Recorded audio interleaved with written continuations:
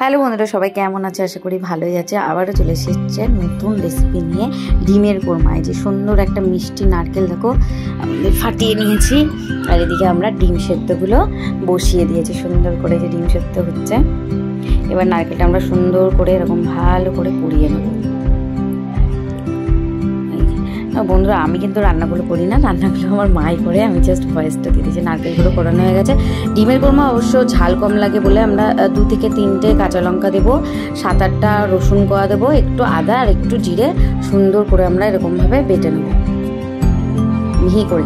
শিলনোড়ার মশলা কিন্তু একটা আলাদা টেস্ট, মিক্সিতে আমরা মশলা করলে সেই টেস্টটা কিন্তু আসে। এই শিলনোড়াতে বেটে নিলে সুন্দর একটা টেস্ট হয়। সুন্দর করে আমরা বেটে নেব এরকমভাবে। আর এইদিকে আমাদের ডিম সেদ্ধ হয়ে গেছে, ডিমগুলো এরকমভাবে ছাড়িয়ে নেব। বন্ধুরা, দারুণ রেসিপি এটা, একবার বাড়িতে তোমরা বানিয়ে খাবে, এত সুন্দর লাগে খেতে। আর বিশেষ করে যারা ডিম মানে খেতে ভালোবাসো তাদের জন্য তো আরও সুন্দর একটা রেসিপি। এই যে ডিমগুলো সেদ্ধ হয়ে গেছে, এরকম চারিপাশ থেকে একটু একটু করে চিড়ে চিড়ে দেবো। দিয়ে এবার নারকেলের দুধ বানাবো, তো একটু উষ্ণ জল গরম দিয়ে ভালো করে চটকে নিলে নারকেলের দুধটা আরও ভালো করে বেরোবে। যেরকমভাবে ছাঁকনিতে মা ছেঁকে নিচ্ছে যাতে দুধটা ভালো করে বেরোয় আর নারকেলের ছাবা একটুও যাতে না থাকে। এরকমভাবে ঘুরিয়ে দিচ্ছে যাতে জলটা ভালো করে মানে বেরিয়ে যায়, আটকে না। আর এই যে ডিমগুলো আমরা হালকা লাল করে ভেজে নেবো, ভেজে নামিয়ে নেবো। এবার কড়াইতে তেল গরম হয়ে গেলে যে বাটা মশলাটা আমরা দিয়ে দেবো সুন্দর দিয়ে, এবার পরিমাণ মতো নুন আর হলুদ দিয়ে দেবো। বন্ধুরা, এই রেসিপিটা কিন্তু দারুণ খেতে লাগবে, তোমরা একবার অবশ্য বানিয়ে খেও।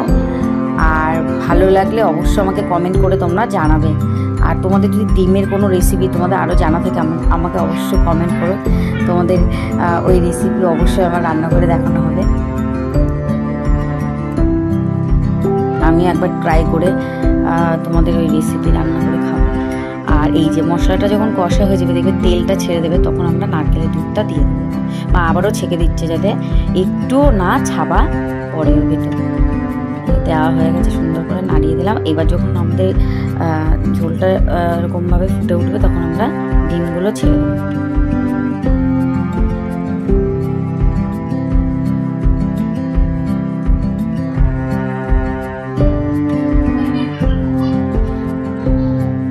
ডিমগুলো সুন্দর করে ছেড়ে দেবো।